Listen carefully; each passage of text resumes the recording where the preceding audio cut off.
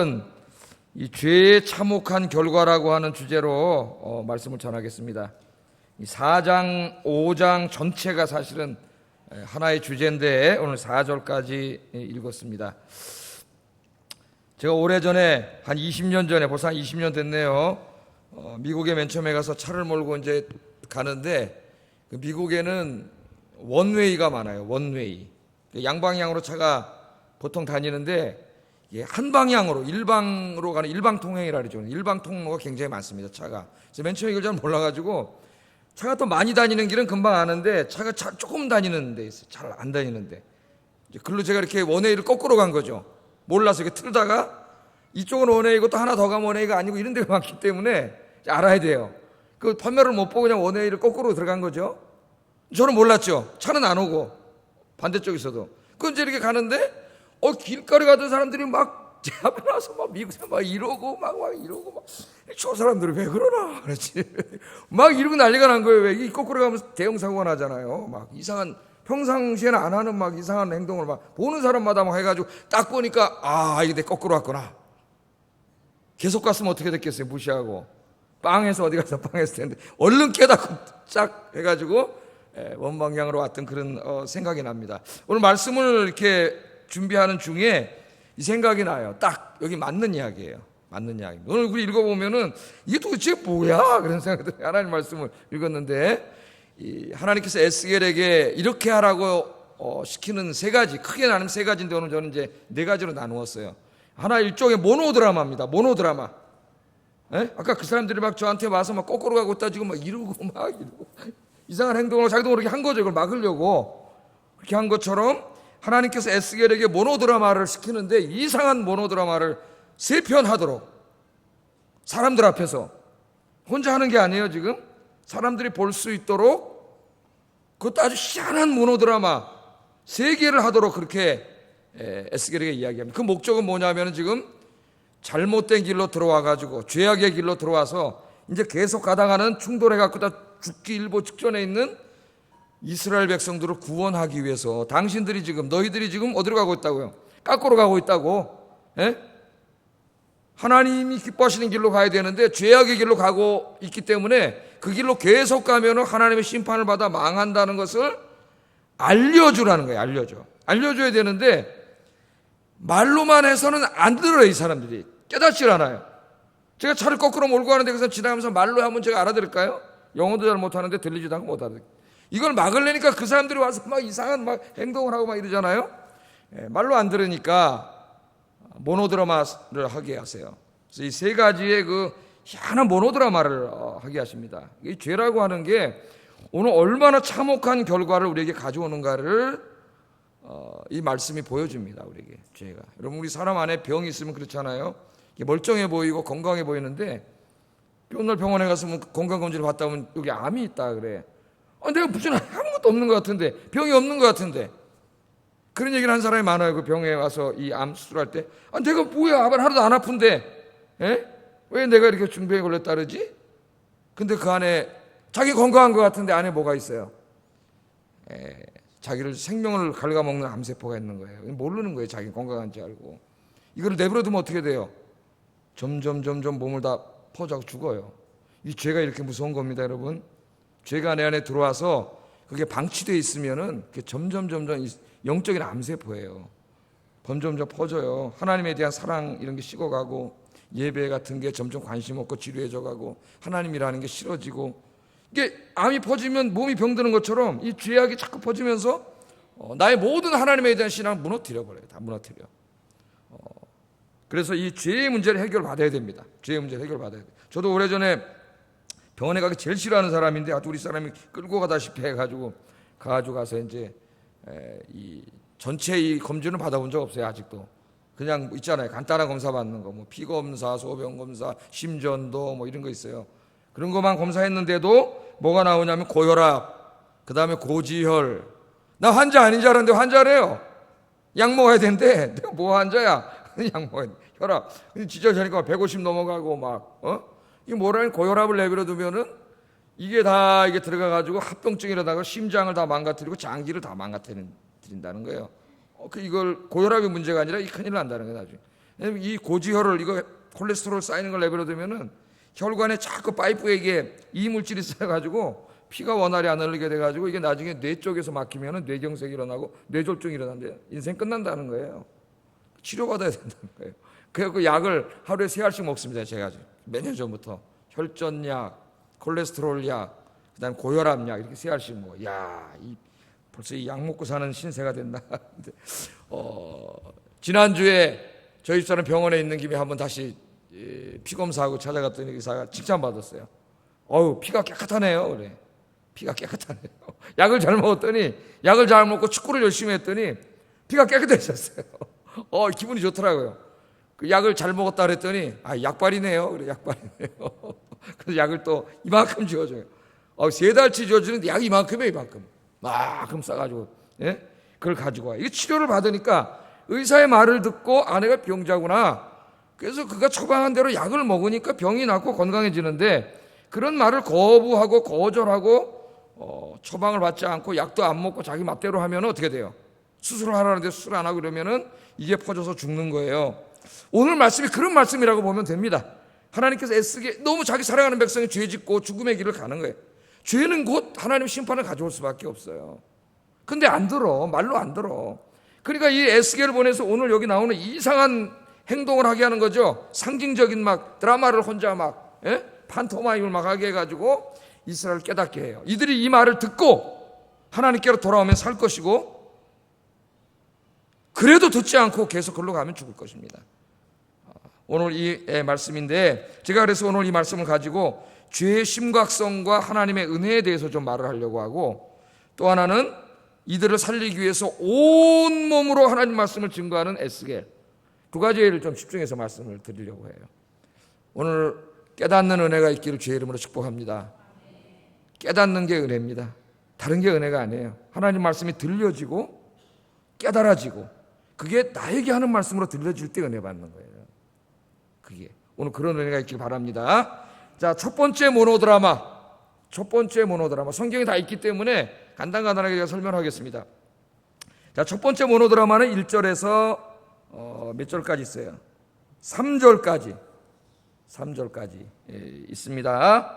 에스겔을 불러가지고 뭐라면, 야 인자야 이렇게 부른 다음에 너 토판을 하나 가져오너라 그래. 토판이 뭐예요? 흙으로 만든 이렇게 납작한 벽돌입니다. 우리나라 말하면 타일로 같이 그렇게 얇은 것인데 진흙으로 만들었어요. 사이즈가 한 A4 용지 한 장짜리 정도 되는 것부터 두 개 합친 거 정도 되는 사이즈가 이렇게 있어요. 아마 여기 이제 2개 정도 합친 거 정도, 한 넓이가 34, 길이가 한 60cm, 지금 가장 큰 건데요. 34, 60 이렇게 이 정도 된 토판을 A4 용지 2장 정도 합쳤다고 보면 돼요. 그 이제 토판을 가져오라 그래가지고 나무로 된 그 필을 갖고 와서 그 진흙판이니까 거기다가 뭘 새겨넣으라 그랬어요. 여러분 성경 보고 얘기하세요. 예루살렘 성을 새겨넣으라 그랬죠. 예루살렘 성. 그 아마 에스겔이 이 그림을 잘 그리는 사람이었던 것 같아요. 저한테는 절대 그런 거 안 시켜요, 하나님이. 왜냐하면 나보고 새겨넣으라 그러면은 저는 새겨놓을 재간이 없어요. 왜? 성을 그릴 자신이 없어. 나한테는 안 시킬 거예요. 나한테 그래서 하나님 딴 거 시키잖아요. 말로 하는 거 시키잖아요. 근데 그림을 잘 그렸나 봐요. 그러니까 이 토판에다가 이 나무로 된 필로 그 고대인들이, 바벨로니아인들이 많이 그렸거든요. 글씨도 쓰고 막 지도도 그리고 이렇게 그렸단 말이에요. 예루살렘 성을 그리라 그래요. 그 예루살렘 성을 철필로 탁 이렇게 그리니까, 그린 다음에 그 성을 손으로 삥 둘러서 에워싸라 그렇게 말하죠. 에워싸라 그렇게 이야기를 합니다. 그리고 거기다가 뭘 만들라 그래요? 적군들이 이제 성을 쳐들어오면은 그 성을 공격하기 위해서 가지고 오는 무기들이 있어요. 무기들. 그리고 그 앞에다가 흙으로 성 높이 비슷하게 흙으로 쌓아요. 높이를 맞추려고. 그리고 그 무기를 가져서 이 성문도 때려 부시는 무기도 가져와요. 그게 오늘 여기는 공성퇴. 그게 뭡니까? 영화에 보면 큰 전봇대 같은 거 이게 사람들이 들고 앞에 빼죽해가지고 막 달려가 성문 뻥 치면 뿌개지잖아요. 공성퇴가 그런 거예요. 자, 여기 성경을 보세요. 그 공격형 무기들을 이게 사다리, 성벽 기어 올라가려면 사다리가 있어야 되지. 흑언덕 쌓고 공성퇴 이런 거 가져오는데, 그런 것들을 진흙으로 만들려고 그래요. 그러니까 이 손재주가 좋은 사람인 것 같아. 이 흙으로 또 그런 것들을 다 만들 수 있어야지 저보고 만들려고 그러면 이게 도대체 만들 수가 없어요. 내가 만들면 다 동그란 거밖에 안 돼. 근데 다 그걸 잘 만드나 봐요. 그러니까 그림도 잘 그리고 에스겔이 재능이 많은 것 같아요. 그래서 이걸 다 만들어요. 다 만들었습니다. 그리고 마지막에는 성읍과 에스겔 사이에 철판으로 이렇게, 철판은 우리나라 후라이판 같은 거, 고기 구워 먹는 판 같은 그런 거라 보면 돼요. 그걸 탁 막으라는 거예요. 성하고 에스겔을. 오늘 이게 하는 행동이 그겁니다. 집에서 혼자 몰래 하는 게 아니라 지금 사람들 앞에서 그런 행동을 하라는 거예요. 여러분이 보고 있는데 제가 오늘 설교하지 않고 이거 펴놓으면 될 것 같아요. 이만한 토판 가져다가 여기서 이렇게 딱 하고 있다고 생각해 보세요. 저 양반이 뭐 하나 지금 일이 됐나 지금. 뭐 어린애도 아니고 전쟁놀이 하나? 뭐 그럴 거야 아마. 지금 그런 거 지금 한마디도 안 하고 이걸 하고 있다는. 그러나 집중하겠죠. 저 사람 뭐 하려고 그러지? 저 에스겔 저 양반이 뭐 하려고 그러지? 제사장 될래다 제사장도 못 되고 저 양반이 여기서 우리한테 뭘 하려고 이상한 짓을 하고 있지? 사람들이 주목할 거 아니에요. 주목해. 그래서 오늘 그거를 다 그려라 그렇게 말했습니다. 그러면서 뭐라 그래요? 이것이 이스라엘 족속에게 징조가 되리라. 징조가 되리라. 그렇게 얘기합니다. 징조가 되리라. 그게 뭡니까? 예루살렘 성이 앞으로 예루살렘이 공격을 받을 거라는 거예요. 바벨론 군대에게 공격을 받아서, 아까 에워싸라는 말은 포위를 실제 포위당해죠. 1년 6개월 동안 이제 나중에 포위당합니다. 에레미야서에 다 나와요. 그리고 오늘 뒷부분에도 좀 나와요. 제가 안 읽었지만 5절부터 17절까지는 설명이에요. 여기에 대한. 제가 설교를 할 거기 때문에 안 읽었어요. 이렇게 포위를 당해. 그래서 1년 6개월 동안 거기 포위돼서 갇혀 있을 거예요. 그리고 끔찍한 일이 이제 여기 일어나는 끔찍한 일을 당할 거예요. 근데 지금 에스겔과 성의 철판으로 가로막혀 있어요. 이때까지는 에스겔이 하나님의 말씀으로 그들을 구하려고 애썼는데, 이제 그때가 되면은 이미 에스겔과 성 예루살렘 사이를 하나님이 이렇게 딱 막아놔. 이렇게 막아놔. 그러니까 하나님의 말씀이 더 이상 선포되지 못하게 하는 거예요, 여기에. 그것은 하나님으로부터 단절됐다는 거예요. 하나님으로부터. 어느 날부터 말씀이 들려오지 않고 예배 드리기가 싫어지고, 이게 다 뭐 하는 거예요, 지금? 하나님으로부터 이렇게 지금 차단되는 거예요. 굉장히 심각한 겁니다. 이거 잘 깨달아야 돼요. 하나님으로부터 차단되는 거예요. 그래서 더 이상 하나님이 그들을 구원해 주지 않으심. 지금 이거예요. 이 징조예요, 이게. 이 죄를 계속 지면은, 지금 저 사람들이 저렇게 살고 있는 대로 계속 저렇게 살아가면은 지금 이런 일이 벌어지는데, 그걸 아무리 말로 해도 안 듣기 때문에, 설마 그러겠어. 이때까지 하나님 지켜주셨는데. 몇 년 전에도 한번 쳐들어왔다가 그냥 갔잖아요. 몇 명을 잡아다 놓고 여기다가. 지난번에도 왔다가 그냥 얼마 정도만 끌고 가고 또 그냥 내버려 두고 갔는데, 설마 우리가 망하겠어? 설마 하나님이 그렇게까지 우리 심판하시겠어? 이러고 있단 말이에요. 이게 아닌데 지금 하나님이 이제 이거 막으려고 다 막아놨는데, 막을 건데 이거를 막기 전에 해야 되는데, 그래서 에스겔을 통해서 그걸 보여주라 그렇게 말합니다. 하나님의 심판이 임박했음을 보여주고 있습니다. 왜 이런 이상한 행동을 하라 그랬느냐? 정상적인 말씀을 통해서 안 들으니까. 그래도 하나님이 그들을 사랑하기 때문에 구원하고 싶으니까 선지자를 이상한 행동을 하게 해가지고 그들 주목시켜서 말씀 듣게 하려고 하는 거예요. 그래서 저도 지금 잘 안 들릴까봐 막 이것도 들고 막 지금 하잖아요. 이것도 들고 막 우스갯소리도 하고 막 어떻게든지 저는 이걸 이해시키고 여러분에게 들리게 해가지고 들리게 하려고. 하나님 여러분 귀를 열어주실 줄로 믿습니다. 21세기를 사는 사람들도 마찬가지예요. 우리 주변에. 우리 아무리 나가서 또 이제 다음 주부터 전도해야 되는데 안 들어. 예수 안 믿고 계속 그렇게 살면은 어떻게 됩니까? 잠깐은 죽어서 하나님 심판을 받아 지옥불에 떨어지는데, 우리가 말해도 안 믿어. 그래서 우리는 어떻게 해야 돼요? 에스겔처럼 우리가 정말 우리 가진 거 다 동원해가지고 온 몸으로 이 복음을 전해야 돼요. 오늘 에스겔의 모습이 그걸 보여줍니다. 저대로 살면 하나님의 심판을 받기 때문에 에스겔처럼 온 몸으로 내가 가진 거 다 동원해서 이 구원의 메시지를 증거하는 여러분들을 주의 이름으로 축복합니다. 자, 두 번째 상징적인 행동이 이제 나오는데 상당히 깁니다. 이게 4절부터 17절까지 두 번째 행동인데, 이 두 번째 모노드라마를 제가 반으로 나눴어요. 잘라서. 첫 번째 모노드라마 두 번째가 되는 거죠. 4절부터 8절 보세요. 4절부터 8절. 결론적으로 말하면은 이 모노드라마는 이스라엘이 지은 죄가 얼마나 오래된 죄이고 오랫동안 지은 죄이고 그 죄가 얼마나 심각한 죄인가를 보여주는 행동입니다. 자, 보세요. 너는 왼쪽으로 누워 그랬죠? 이거 다 에스겔한테 시킨 거예요. 진짜 사람들이 보는 앞에서 왼쪽으로 누우래. 왼쪽으로 누워가지고 이스라엘 족속의 죄악을 네가 짊어져라 그래요. 짊어져라. 그러니까 선지자는 저 사람들은 죄 짓고 나는 죄를 안 지니까 나는 죄로부터 자유롭지, 그렇게 해서는 안 된다는 거예요. 자기 민족이 짓는 죄와 동일시되는 거예요. 같이 고통을 받아야 돼요. 같이. 이건 우리 그리스도인들도 마찬가지예요. 세상의 죄에 대해서 나는 아니니까 그렇게 하면 안 됩니다. 뉴스를 보면서 사람들이 죄 짓는 걸 보면서 그 죄를 같이 아파해야 돼. 자기 몸을 아파해야 돼. 자, 왼쪽으로 누워서 이스라엘 족속의 죄악을 짊어지되 내가 눕는 날수대로 죄악을 담당하게 될 거다. 그런데 그들의 범죄한 횟수대로 날수를 정했다 그래요. 하나님이 며칠? 390일.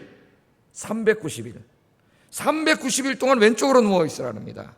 이스라엘 죄악을 짊어지고 그 다음에는 날수가 차면 390일이 차면은 이번에는 오른쪽으로 방향을 바꿔가지고 40일 동안 이번엔 유다의 죄를 짊어지고 40일 동안 또 누워 있어라. 사람들이 보기에. 사람들은 이상할 거 아니에요. 저 사람이 누워가지고 왼쪽으로 390일 누워있고 오른쪽으로 40일 누워있고 그렇게 하라고 이야기하는데 여기에 하루가 아니라 1년이라 그래요. 1년. 그러니까 390일은 390년을 상징하는 거예요. 그러니까 390일 동안 이스라엘이 지은 죄가 아니라 390년 동안 지은 죄. 390년 동안 지은 죄. 야, 하나님이요 산수를 굉장히 잘하시는 것 같아요. 다 기억하고 계세요. 390년 동안 지은 죄, 그렇게 이야기합니다.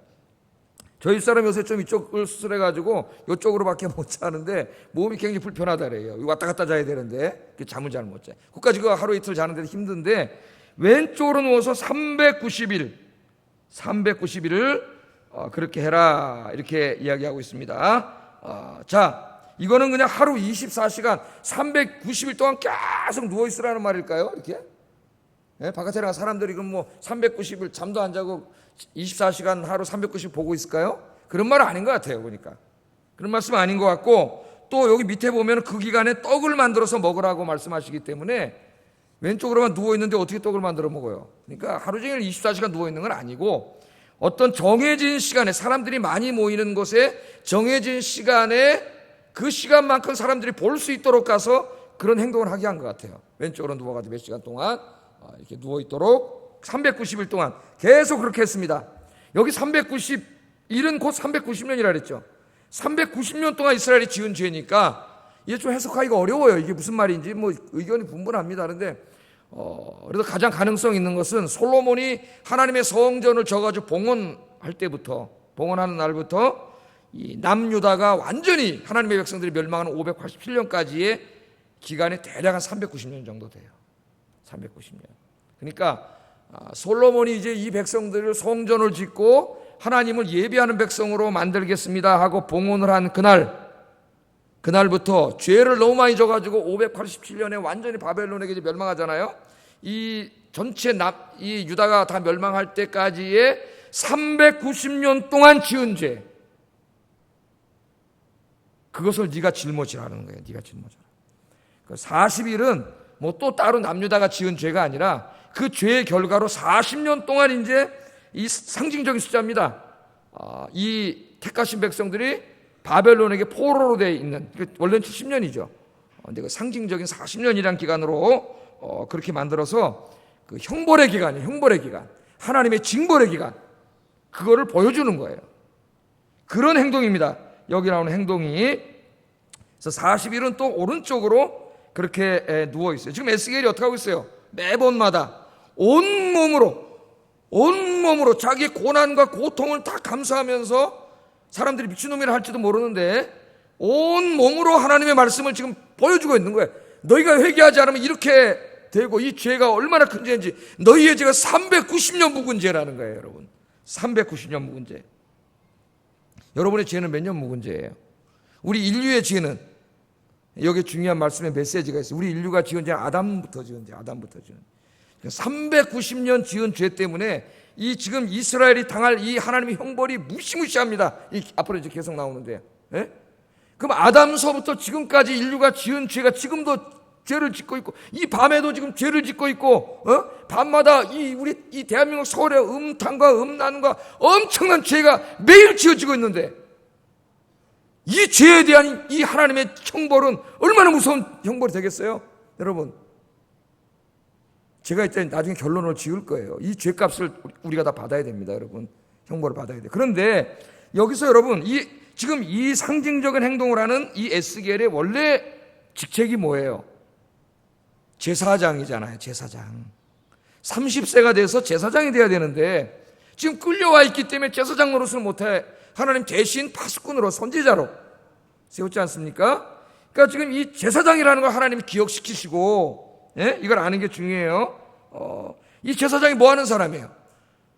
백성들의 죄를 대신 짊어지고 성전에 들어가서 하나님 앞에 속죄의 제사를 드리는 사람이 제사장이잖아요. 그것도 1년 동안 지은 죄, 하나님 1년을 못 넘게 했습니다. 1년 동안 지은 모든 죄를 대제사장이 속죄일날 짊어지고 지성소를 들어가요. 지성소. 거기서 어린 양을 잡아가지고 그 피를 그 언약궤 뚜껑 카포레트 거기다 뿌리죠. 뿌리면 하나님께서 1년 동안 이스라엘이 지은 죄를 매년 용서해 주셨어요. 그 죄를 사함받지 못하면 하나님이 엄청난 형벌을 받아 죽습니다. 여러분, 인간은. 여러분, 사람을 한 100명 죽이면 어떻게 되겠어요? 판사가 사형이지, 사형. 예? 사형이에요, 사형. 근데 하나님이 긍휼히 여기시기 때문에 제사장을 통해 속죄의 길을 열어주신 거예요. 그러니까 여기에 에스겔은 지금 이스라엘과 유다의 죄를 짊어지는 이 상징적인 행위를 하고 있는데, 그 행위를 하는 동안 줄로 묶어서 움직이지 못하게 하라 그랬어요. 하나님 줄로 묶어서.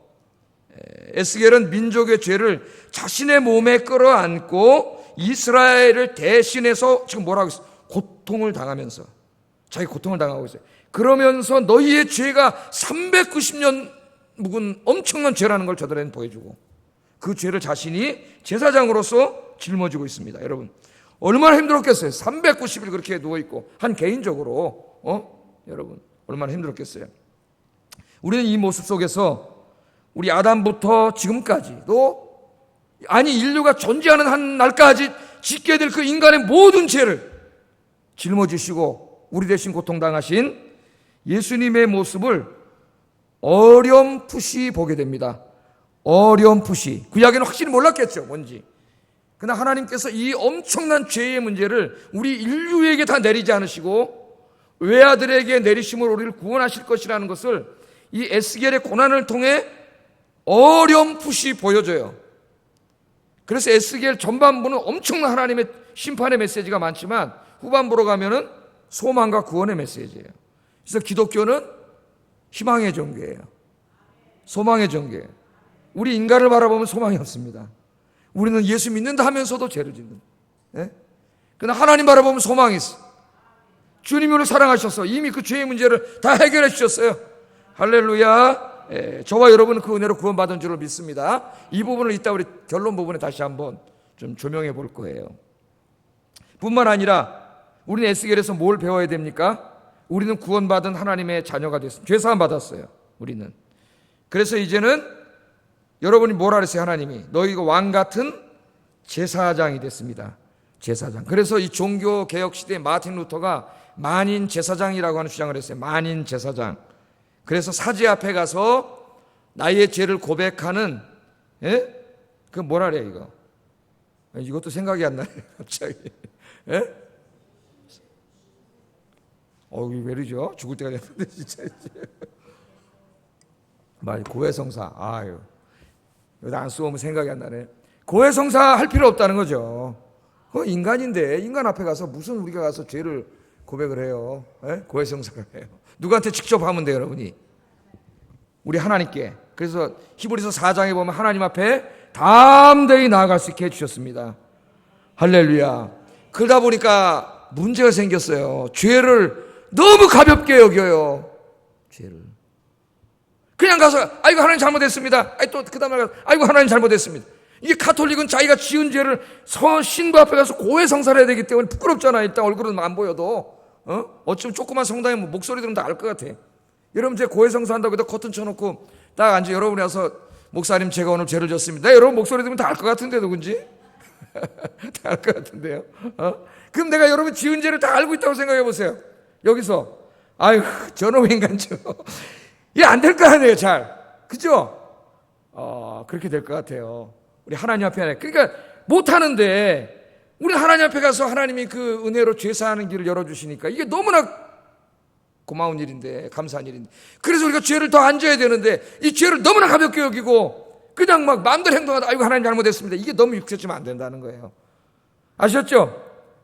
이 하나님의 은혜를 누리면서 더 죄로부터 멀어지는 여러분 되시고요. 이제부터는 여러분이 제사장으로서 세상의 죄를 끌어안고 오늘 에스겔이 390일 동안 1년이 넘는 기간 동안 그 자기 온몸의 이스라엘 죄를 끌어안고 그 고난을 받은 것처럼 이 세상의 죄를 끌어안고 세상의 죄를 향하여 눈물을 흘리면서 제사장으로서 기도하시는 여러분 되시기를 주의 이름으로 축복합니다. 정리는 제가 나중에 다 적용으로 정리할 거예요. 세 번째, 원래 두 번째 모노드라마에 연결된 거예요. 근데 제가 세 번째로 나눴어요. 자, 이렇게 누워있으면서 뭘 하라 그랬냐면은 이제 음식을 먹으라. 누워서 먹으라 그래요. 음식을. 누워서 먹는데 뭘 먹으라 그랬나 봅시다. 9절 한번 읽어보겠습니다. 시작. 한 그릇에 담고 너를 위해 떡을 만들어 내가 옆으로 눕는 날 쓰고 390일 동안 먹어라. 떡을 만드는데 뭐로 만들어요? 여러분 집에 가서 한번 이렇게 한번 만들어 보세요. 오늘 뭐죠? 밀과 보리와 콩과 팥과 조와 귀리는 내가 못 본 것 같은데 귀리가 뭐예요? 귀리 이렇게 6가지야. 육곡 요새 막 팔곡과자 육곡 미숫가루 이런 거 나오는데 섞어서 6가지를 갈아서 떡을 만들면 어떻게 될까요? 한번 만들어 보세요, 여러분. 사셔다가 그 다음 주에 하나 갖고 와보세요. 먹어보게. 어떤 맛인가? 이거 한번 먹어보고 설교를 해야 되는데 제가 사실은 이렇게 만들어가지고. 자, 근데요 이스라엘 사람들은 여러분이 잘 알듯이 율법에 곡식들을 섞거나 어떤 색을 섞거나 옷의 재료를 섞는 것을 금했습니다. 율법에. 왜 그래? 그 자체가 나쁜 건 아니에요. 근데 왜 금했을까요? 이 가나안 종교에 이런 곡식을 혼합하거나 무슨 이렇게 색조를 혼합하거나 이렇게 혼합을 하면은 풍년이 든다고 하는 미신이 있어요. 미신이. 그래서 하나님이 금하신 것은 그런 가나안의 풍습과 종교를 따라가지 않도록 하기 위해서 금하신 거예요. 그러니까 오늘은 여러분이 이렇게 다 잘 입고 오셨어요. 오늘 율법대로 하면 저같이 이렇게 이것도 하나가 아니에요. 보니까 한색을 입어야 돼요. 그래서 이 곡식을 섞어서 먹지 않았습니다. 이거 부정한 것이라 그래가지고. 그런데 지금 그렇게 먹으라 그래요. 그러니까 부정한 떡이라 그러잖아요. 하나님 부정한 떡을 먹으라 그래요. 네가 먹으라 그러고 또 10절 11절 읽어보겠습니다. 시작.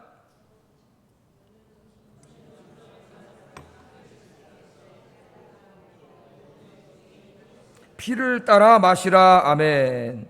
그래서 그 떡을 먹는데 하루에 20세겔 그는 우리 도량형으로는 잘 머리 안 들어오니까 250g 정도 된다래요. 떡 하나에 인절미 하나 몇 그램 나갈까요? 이거 하나 250g이면 어느 정도 될 것 같아요? 이거로 떡 만들어가지고. 그 다음에 물은 1흰은 0.6리터 정도 됩니다. 0.6리터. 그러니까 이것을 하루 양으로 먹는다면은 성인 남자가 30살이잖아요. 혈기가 방장할 때입니다. 왕성한 30살의 젊은 남자가 하루에 이것을 식사로 한다는 것은 거의 기아에 허덕이는 수준입니다. 기아에 허덕이는 수준이에요. 이스라엘 사람들이 부정하게 여기는 곡식 6가지를 섞어가지고 그것도 양도 쥐똥만큼 해가지고 그거를 390일 동안 먹는다는 것은 무척 고통스러운 일이죠.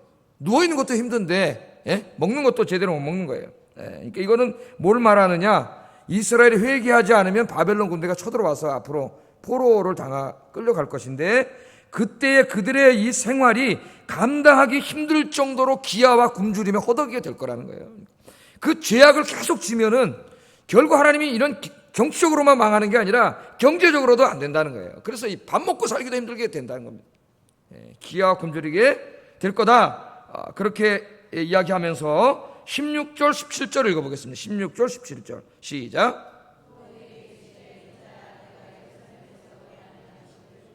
백성이 근심 중에 떡을 달아 먹고 두려워 떨며 물을 데워 마시다가 떡과 물이 부족하여 피차에 두려워 떨며 그 죄악 중에서 쇠폐하리라. 결국에는 그만큼도 나중에는 못 먹게 돼가지고 다 어떻게 된다고요? 쇠폐해버린다. 쇠폐해버린다는 거 망한다는 거예요. 민족 자체가. 제가 아까 그 거꾸로 된 길 계속 말 안 듣고 가면은 다른 차 부대껴서 좀 있으면 다 쇠폐하는 것처럼 그 길로 계속 가면은 그 뻔해. 문 앞에 와 있어요. 제가 에스겔 가르칠 때 이미 가르쳤죠. 몇 년 있으면 그렇게 돼요. 이제 이게 회개하지 않았기 때문에. 그러니까 하나님이 그렇게 되지 말라고 지금 이야기하는 거예요. 그러니까 이렇게 하는 거는 하나님의 은혜예요. 오늘도 여기 와서 이런 말씀을 듣는 자체가 하나님의 은혜예요. 왜? 이 말씀을 들으면 내 인생을 되돌아보고 내가 글로 안 가잖아요. 돌이키잖아요. 그럼 사는 거예요. 그러니까 이게 은혜인 거예요. 이게 은혜인 거예요. 예배 오는 게 은혜예요. 예배 오는 게. 그런데 여기 하나님 중요한 말씀을 하시는데 이런 거를 우리가 집중해 봐야 돼요. 내가 예루살렘에서 의뢰하는 양식을 끊으리니. 거기다 줄 쳐보세요. 왜 하나님이 양식을 치시는가? 이 예루살렘 사람들이 하나님보다 뭘 더 의뢰하고 살았어요? 양식을 더 의뢰하고 살았어요. 양식을 더 의뢰하고. 양식이 뭡니까? 경제예요. 경제. 돈이에요. 돈. 사람들은 하나님보다 돈을 더 의지해요. 하나님을 의지하고 살아야 되는데 돈을 의지하고 살아요.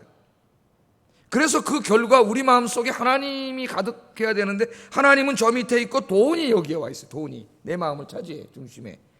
하나님은 돈 벌게 해주는 도깨비 방망이 정도예요. 하나님이 목적이 아니고 돈이 목적이에요. 하나님은 돈 벌게 해주는 수단이에요. 이렇게 됐단 말이에요. 돈을 그렇게 사랑해. 하나님 뭐 사랑하라 했죠? 돈 사랑하라 했어요? 돈 사랑하라 한 번도 없어요. 성경에. 하나님을 사랑하고 이웃을 사랑하라 그랬지. 돈 사랑하라 그러지 않아요. 돈은 필요한 것이에요. 필요해. 돈 있어야 돼요. 그래 예배도 드리고 선교도 하고 교육도 하고. 그래서 나는 여러분 돈 많이 벌길 바랍니다. 그러나 돈 많이 버는 그 자체가 복이 아니에요. 돈 많이 벌어갖고 자기 혼자 다 쓰고 이런 사람은 그 복 받은 사람이 아니에요. 돈 많이 범 플러스 그것들을 하나님이 기뻐하시는 일에 사용함. 이것까지가 복 받은 거지. 돈만 많다고 복 받은 게 아니니까 여러분 돈 많은 사람 복 받아 내리지 마세요. 이제 가셔가지고 돈 많은데 저 사람이 돈을 하나님 기뻐하시는 일에 쓸 때 집사님 정말 복 받으셨네요. 아셨죠? 이 두 가지가 복 받은 거지 이거 많은 게 복 받은 게 아니에요. 이게 복 받은 거면 저기 있는 삼성의 사장님이 제일 복 받은 사람이죠. 돈 많으니까. 그 사람 복 받은 사람이에요? 하나님도 안 믿는데? 이걸 우리가 잘 생각을 해야 돼요. 니네들이 의뢰하는 양식을 내가 끊어버리겠다 이게. 돈이 있으니까 하나님을 절대적으로 신뢰하지 않는 거예요. 돈이 있으니까 돈만 있으면 살 수 있는 줄 알고 하나님 안 따라오니까 하나님이 돈을 다 끊어버려갖고 돈은 고사하고 나중에 부정한 음식 그거 요만한 떡 한 덩어리 그것도 나중에 없어갖고 굶게 될 거라는 거예요. 하나님 다 가져가 버린다는 거예요. 다 가져버린다. 하나님 떠나면 하나님 앞으로 돌아오지 않으면 그렇게 될 거다. 근데 나중에 정말 그렇게 됩니다. 몇 년 후에 이제 바벨론 군대가 진짜 쳐들어와가지고 1년 6개월 포위하는데 나중에 먹을 음식이 없어서 자식을 잡아먹어요. 자식을. 식량이 다 떨어져가지고. 하나님의 말씀은 1.1획도 틀린 게 없어요. 1.1획도. 그러니까 하나님의 말씀은 우습게 들으면 안 돼요. 심각하게, 아주 심각하게 들어야 돼요. 하나님의 말씀을. 자, 여기서도 에스겔은 어떻게 하고 있어요? 지금 저들이 죄악의 길로 자꾸 감으로 지금 이런 엄청난 대재앙이 몰려오고 있는데 그걸 깨닫지 못하고 가니까 자기의 온 몸으로 390일 동안 누워가지고 그 떡을 먹으면서 밧줄에 묶여가지고 그 이상한 행동을 매일 하면서 지금 온 몸으로 그들을 어떻게든지 하나님께로 돌아오게 하려고 몸부림치는 모습이 보이잖아요.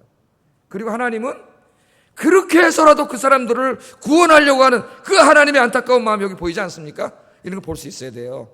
그래 지금 하나님이 이런 행동을 하시는 거예요. 그 다음에 이제 마지막 행동은 5장에 나와요. 5장. 재미있나요? 재미없어도 말씀 없어요. 이왕이면 하나님 말씀이 막 꿀송이가 되시기 바랍니다. 꿀송이. 막 꿀송이가. 자, 네 번째 행동 1절에서 2절, 5장 1절 읽어보겠습니다. 시작. 내 머리털과 수염을 깎아서 저울로 달아 나누어 두라. 그 성읍을 에워싸는 날이 차거든 너의 터럭 3분의 1은 성읍 안에서 불사르고 3분의 1은 성읍 사방에서 칼로 치고 또 3분의 1은 바람에 흩어라. 내가 그 뒤를 따라 칼을 빼리라. 이 또 하나는 정말 이거 제사장으로서 수치스러운 일입니다. 수치스러운 일. 하나님 그 일을 시키네요. 칼을 잘 드는 칼을 하나 가져와가지고 사람들 앞에 가가지고 제가 여러분 앞에 와가지고 갑자기 이 제사장대에 수염이 있잖아요. 이렇게 수염을 다 자르라는 거예요. 제사장은 절대 수염을 자르지 않습니다. 권위예요. 머리도 자르잖아요. 머리도 다 자르라는 거예요. 그러니까 이거는 스스로를 굉장히 뭐랄까요, 모독을, 스스로에게 모독을 주는 행동이에요. 그러니까 제가 여기 와서 막 옷통을 벗고 막 워셔츠도 벗고 런닝스 팔도 없는 런닝 하나 입고 막 이렇게 제가 설교할게 그러면 뭐 하는 거예요? 제 스스로를 막 모독하는 거 아니에요? 저 우리 목사님 미쳤나 보다. 그런 행동이에요. 그런 행동이나 마찬가지란 말이에요. 지금 제가 이거 막 벗고 아저스 벗고 막 팔음도 없는데 런닝구 하나 입고 막 지금 이런데 생각해 보세요. 예? 그 자기에게 이렇게 모독하는 행동인데 3분의 1은 어떻게 하라고요? 성 안에서 불에다 태우고 3분의 1은 성 바깥에서 칼로 치고 3분의 1은 바람에 날려버리라. 그리고 조금은 옷자락에다 이렇게 쌓아두라 그랬어요. 그러니까 아주 상징적인 행동이지만 여기 하나님 하실 일이 다 나타납니다. 이제 바벨론 군대가 쳐들어오면은 3분의 1은 화염 속에서 막 적군이 쳐들어오면 어떻게 막 불화살 쏘고 막 지나가면서 집에다 불 지르고 막 이러잖아요. 3분의 1은 거기서 다 죽을 것이고 지금 내가 안전하다, 안전하다, 평안하다, 평안하다. 하나님께서 설마 그렇게 하시겠어? 그러고 있는 그 사람들이에요 지금. 이제까지도 한 번도 안 그랬는데 그런데 그렇게 된다는 거예요. 3분의 1은 그 안에서 죽고 3분의 1은 성 밖으로 도망가다가 바벨론 군대가 쫓아와서 칼로 다 찔러 죽이고 3분의 1은 바벨론으로 끌려갈 것이라는 것을 행동으로 보여줘요. 우리가 안 읽었지만 지금 5장 5절부터 17절까지 보면 이 말씀을 다 해설합니다. 하나님 그런 말씀이라고 집에 가서 읽어보세요. 다 해설을 해요. 여러분 특별히 예레미야 52장에 보면은 바벨론 군대가 쳐들어와서 도망가던 시드기야 왕을 붙잡아다가 그 앞에서 왕자들을 죽입니다. 시드기야 왕의 아들들 아버지 앞에서 칼로 쳐 죽여요. 그렇게 하면 안 되는데 원래 적군이라도. 그리고 시드기야 왕의 눈을 산 사람 눈을 빼버렸어요. 눈을 뺐어요. 그래서 끌고 가요. 이 하나님의 이 심판의 징벌의 무서움을 보세요. 빼요. 그렇게 가 죽입니다. 유다의 모든 고관들은 칼로 무참히 살해를 당해요. 칼로 무참히. 그리고 많은 사람들이 실제로 오늘 말한 것처럼 포로로 끌려가요. 성전이 불타고 성이 불타고 대제사장 스라야와 부제사장 스바냐, 대제사장, 부제사장 두 사람이 바벨론 군대에게 붙잡혀와서 바벨론 군대가 때려 죽입니다. 때려 죽여요. 이 얼마나 비극적이에요. 대제사장이에요. 부제사장, 대제사장도 용서 없습니다. 그냥 때려 죽여버렸어요. 걔네들이 다 매맞아 죽었어요. 이보다 더 처참하고 끔찍할 수 있는 일은 없어요. 그래서 이 마지막 이 이스라엘의 참혹한 이 모습을 통해서 하나님을 떠난 죄에 대한 형벌이 얼마나 끔찍하고 참혹한 것인가를 하나님의 행동을 통해서 보여줍니다. 보여줘요. 이것은 장차 끝까지 회개하지 않고 하나님을 믿지 않고 죄악 가운데 살아왔던 악인들이 당하게 될 지옥 형벌을 미리 보여주는 하나의 그림이라고 볼 수가 있어요. 여러분, 지옥의 모습을 보여주는. 여러분 나중에 주님이 이 땅에 심판하러 오실 때 이 사람들이 바로 여기 회개하지 않은 사람들이 이 땅에서 그런 형벌을 받을 것이고 이들이 영원히 심판받게 될 지옥의 모습이 이렇게 처참하고 끔찍할 것인가를 보여줘요. 그래서 여러분 신약 성경에 보면 예수님이 지옥에 대해서 설명을 해야 되는데 지옥에 대해서 뭐라고 설명할까 그러다 예수님 지옥을 헬라어에 보면 게헨나라 그랬어요. 게헨나. 헬라어로 게헨나. 우리말로는 지옥이라고 번역을 했습니다. 원래 지옥은 이제 불교 용어죠. 땅속에 있는 감옥이라 그래가지고 기독교 용어는 아니에요. 기독교 용어로 말하면 불못, 유황불못 이런 건 우리 지옥이라고 그걸 번역을 했는데 하여튼 우리가 지옥이라고 알고 있으니까 지옥이라고 해봅시다. 게헨나라고 했는데 게헨나가 뭐라 그랬죠 제가? 예루살렘 성 바깥에 있는 어마어마한 쓰레기 소각장이에요. 우리나라 옛날에 말하면 난지천이라 그랬잖아요. 제가 난지천 같은데 여러분 옛날에 난지천 보셨죠? 이거 하기 전에 지금 이렇게 지금 하늘공원이 됐지만 그 안에 보셨잖아요. 매일매일 쓰레기 막 짐승 쓰레기 막. 근데 여기 이스라엘의 이 게헨나는 그 정도가 아니에요. 어디서 죽었는지 알지도 못한 시체들 수천 구가 맨날 거기 날라와 있고, 동물 죽은 거, 사람 죽은 썩은 냄새가 막 풀풀 나는, 이걸 내일은 전염병 걸리니까 매일 유황을 집어넣어서 불을 태워야 돼. 그러니까 이 게헨나는 완전히 불구덩이야. 불구덩이. 막 온갖 악취가 나고 막 이런 유황 불구덩이에요. 지옥이 바로 어떤 곳이냐, 예수님이 그 예루살렘 사람들이 맨날 보잖아. 바로 게헨나와 같은 곳이다, 이렇게 말했어요. 게헨나. 예수님은 지옥을 얘기할 때 종종 게헨나를 했습니다. 게헨나. 우리말 번역엔 지옥이라고 나와요. 지옥이라고 그렇게 번역을 했어요. 이해하기 쉬우라고. 그러니까 지옥이 그렇게 끔찍한 것이고, 요한계시록에 보면 이게 불타는 연못, 불못, 유황불이 타는 불못, 자꾸 이 불의 이미지로 지옥을 얘기해요. 어떤 것인지 저도 모르겠습니다. 상징적인 것이기 때문에. 그러나 굉장히 견디기 힘든, 그러나 이 땅에 있을 땐 불에 있으면 타지만 타지 않아. 영원한 고통이 있는 곳. 그러니까 지옥을 설명할 때는 굉장히 끔찍하게 설명하고요, 하나님의 심판을 설명할 때는 처참하게 설명을 해요, 성경이. 왜 그런지 아세요? 그래야 여러분이 받은 구원이, 죄사함이 얼마나 감사한 건지 알아요. 할렐루야. 여러분이 여기 뭐 한 거 있어요? 다 죄인인데. 그런데 여러분, 사랑하셔서 주님이 저와 여러분 구원해 주신 줄로 믿습니다. 예. 자, 그러나 이 심판을 하면서도 3절에 보면은 하나님께서 머리털을 조금 여기다 감추라잖아요. 그죠? 3절에. 3절 한번 읽어볼까요? 시작. 예, 터럭 중에서 조금을 네 옷에 싸라 그래요. 싸라고. 이게 뭐냐면 하나님께서 다 멸망시키지 않고 남은 자를 구원해 주시겠다는 거예요. 그래도 그 가운데 신실한 자들을 하나님 구원시켜 주시는데, 그 다음에 보면 또 뭐냐, 그 하나님이 뽑아놓은 남은 자 중에서도 또 죄를 짓는 자들이 있다는 거예요. 그러니까 인간의 죄의 뿌리가 얼마나 심각한가, 여러분 그걸 가르쳐줘요. 우리 구원받았지만은, 죄사함 받았지만 또 죄 짓잖아요, 우리 안에. 예?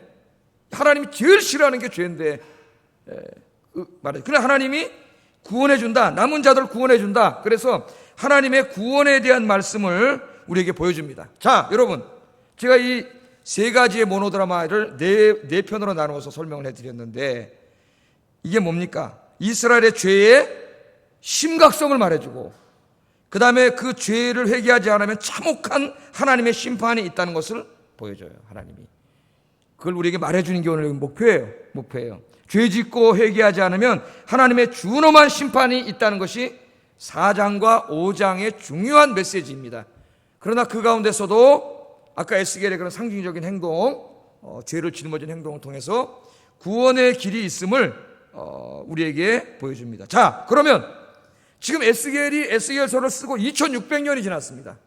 2600년 정도가 지났어요. 그죠? 한 2600년 전이 지났는데, 에스겔을 통하여 이스라엘에게 주어진 이 상징적인 메시지가 21세기를 살고 있는 우리들에게 어떤 메시지일까요? 우리 이게 중요하겠죠. 예? 이 말씀을 우리가 우리의 매일매일의 일상에 어떻게 적용할 수 있을까요? 여러분도 내일부터 토판가지 가서 그리실랍니까? 직장에 가서 야 여보시오 그래가지고 그리실래요? 그리고 오른쪽으로 발라당 퍼져갖고 5시간 동안 일도 안 하고 누워있고 이게 하실랍니까? 그런 거 아니겠죠. 막 가서 칼로 막 머리털 자르고 수염 잘라가지고 막 뿌리고 칼로 치고 그러면 정신병원에 데려갈 거예요. 그렇게 적용할 수는 없잖아요. 이 메시지가 주는 것을. 그러나 하나님의 말씀이기 때문에 우리가 이 말씀을 적용해야 되는데, 잘 들어보세요. 첫째, 아담 이래로 우리가 지은 이 죄의 문제가 얼마나 심각한 걸 알아야 됩니다. 아까 이들은 390년 된 죄라고 하나님 말했는데, 우리 인류의 죄는 그보다 훨씬 더 된 죄예요. 아담부터 지금까지 몇 년이 된지 모르지만 수만 년 동안, 최소한도 수만 년 동안 인간이 지은 엄청난 죄야. 여러분도 이제까지 살아오시면 한평생 동안 지은 엄청난 죄악입니다. 이 죄악 가운데 우리 형벌을 받아서 오늘 여기 끔찍하게 여기 지금 내려있는 이 심판을 우리가 받고 이 하나님의 심판의 증거를 받아야 되는데, 하나님께서 여러분 사랑하셔가지고요, 이 죄악의 형벌을 내릴 수밖에 없는데, 하나님 공의 하나님이기 때문에 사랑하시는 외아들의 어깨 위에, 2000년 전 십자가 위에서 아들의 어깨 위에 내리셨습니다. 우리가 받을 징벌을 아들에게 내리셨어요. 외아들인 예수님이 저와 여러분이 받아야 될 오늘 여기에 나오는 이 엄청난 이 끔찍한 징벌을 그분이 받고 십자가에서 돌아가셨어요. 그래서 우리는 그분을 믿으면 우리가 지은 이 죄를 사함받고 구원받고 하나님의 자녀가 되고 영생과 천국의 복을 누리게 되는 줄로 믿습니다. 여러분은 이미 엄청난 축복을 받은 사람이에요. 여러분보다 더 행복한 사람 없어요. 그까지 돈? 그 돈 뭐 할 거예요? 좀 있으면 죽으면. 권력? 그 권력 몇 년에 갑니까? 대통령 5년이에요 5년. 5년 지나면 또 깜빵 갈까 안 갈까 그 걱정하고 있어요. 예? 5년 지나면 우리가 대통령 끝나고 다 깜빵 안 간 사람 몇 명이 됩니까 지금? 예? 다음 정권 넘어가면 또 저 깜빵 가면 어떡하지? 브라질 대통령이 지금 탄핵 위기에 몰려있고 이 뭐 권력 그거 뭐 하려고 그거까지 잡아봐야. 예? 아무것도 아니에요. 건불 10년도 안 가는 거예요. 화무 11홍이고 꽃이 맑아야 열흘을 안 가고 달도 기우면 달도 뜨면 기울게 돼 있고 짧으면 그거 뭐 하려고요? 하나님이 여러분에게 영원한 축복을 주셨어요. 이거는 일시적인 게 아니에요. 영원한 거예요. 영원한 거. 영원한 생명을, 영원한 천국을 여러분에게 주셨습니다. 감사하고 감격하고 뭐가 아까워요? 주님께 다 헌신하며 사시기를 주의 이름으로 축복합니다. 첫 번째 이거예요. 첫 번째 메시지가. 두 번째, 우리는 이렇게 주님의 희생적인 은혜로 죄사함을 받았기 때문에 우리 예수 믿는 사람들은 이제는 죄를 멀리해야 합니다. 죄를. 그래서 죄를 안 지을 수는 없지만 안 지으려고 최대한 노력하고, 혹시 인간의 부족, 연약함 때문에 죄를 지었다면은 여러분 철저히 회개해야 돼요. 회개. 제가 요새 저희 집사람이 이렇게 이쪽 발 재활하는 동안 우리 은호하고 나하고 이제 이렇게 밥 먹으면 설거지를 딱 하는데 제가 은호보다 한 번인가 더 했어요, 설거지를 지금. 그래가지고 이제 딱 닦는데 딱 닦잖아요. 이 설거지 재밌더라고요. 요새 재미를 붙였어요, 제가. 그 예전에는 몰랐어요. 그래서 설거지는 밥 먹고 바로 해야 된다. 소파에 가서 앉으면 하기 싫어져요. 예? 바로 해야 돼. 은혜야 네가 해라. 아빠가 해. 이렇게 된다고. 바로 해야 돼. 딱 닦잖아요. 퐁퐁으로 싹 닦은 다음에 나중에 물로 쫙 닦으면 뻗어서. 야, 그때 기분이 스트레스가 확 해소돼요. 오늘부터 우리 좀 여기 아빠들 한번 가서 해보세요. 스트레스가 싹 해소돼요. 그런데 그렇게 기분이 좋을 수가 없어요. 내 마음이 깨끗해지는 것 같아. 그래, 회개는 그렇게 하는 거다 제가 깨달았어요. 다윗이 여러분 바세바를 통해서 죄진 다음에, 간음죄를 짓는 다음에 뭐라 그랬으면 자기가 너무 더러운 거야. 여러분 정말 주님을 만나면 자기가 너무 더럽게 느껴져요. 자기가 지은 죄가 너무 더러운 거예요, 이게. 그러니까 뭐라고 기도해요? 주님, 우술초로 나를 빡빡 씻어주세요. 빡빡 씻어주세요. 여러분, 우리가 이렇게 죄에 대해서 민감해야 됩니다. 그렇다고 막 나는 죄인이야 이러면서 주님이 용서해 줬는데도 나 용서 안 받을래요 막 그러는 게 아니에요. 그런 게 아니에요. 그러나 우리가 죄에 대해서 이렇게 민감해요. 날마다 기도와 말씀으로 여러분 설거지할 때, 우리 주부들은 설거지할 때마다 은혜 받으세요. 이거 왜 나만 하지 그러지 말고, 주님, 내가 설거지 그릇을 빡빡 닦습니다. 내가 오늘도 기도와 말씀으로 내 마음과 영혼을 깨끗하게 그냥 뽀드득 닦게 하여 주시옵소서. 그렇게 닦으세요. 그릇을 닦아도 마음이 깨끗해지는데 여러분 영혼이 맑아져. 그런 두통 뭐 다 없어져. 병이 다 없어져. 철저히 회개하고 이제는 여러분 남은 인생은 죄를 멀리하고 거룩하게 살아야 돼. 바울이 로마서 6장에 이야기했듯이 이제는 너희 몸을 죄에게 드려서 불의의 병기로 죄에게 드리지 말고 너의 몸을 이제는 의의 병기로 하나님께 드리라. 아멘. 이제 죽을 때까지 여러분 주의 일 하다가 죽으시기 바랍니다. 주의 일 하다가. 그래서 세 번째 마지막 오늘 우리가 적용해야 될 말씀이 뭐냐면은 아까 예수 믿지 않는 사람들, 결국 회개하지 않고 끝까지 하나님의 사랑을 거부한 사람들에게는 엄청난 지옥 형벌이 기다리고 있다는 것을 우리는 알고 있는 사람입니다. 모르는 사람이 아니에요. 내가 지금 내일 나가서 직장에서 만나를 저 사람이 예수 안 믿고 있는데 저 사람 계속 저렇게 하다 죽으면 저 사람 지옥 형벌 받는다, 이제 안 사람이에요. 이게 얼마나 끔찍한 형벌을 받는 건지 알아요. 에스겔은 이걸 알았기 때문에 자기의 온 몸으로 그 지옥과 수치스러운 행동을 다하면서 온 몸으로 가서 하나님 말씀을 증거했지 않습니까?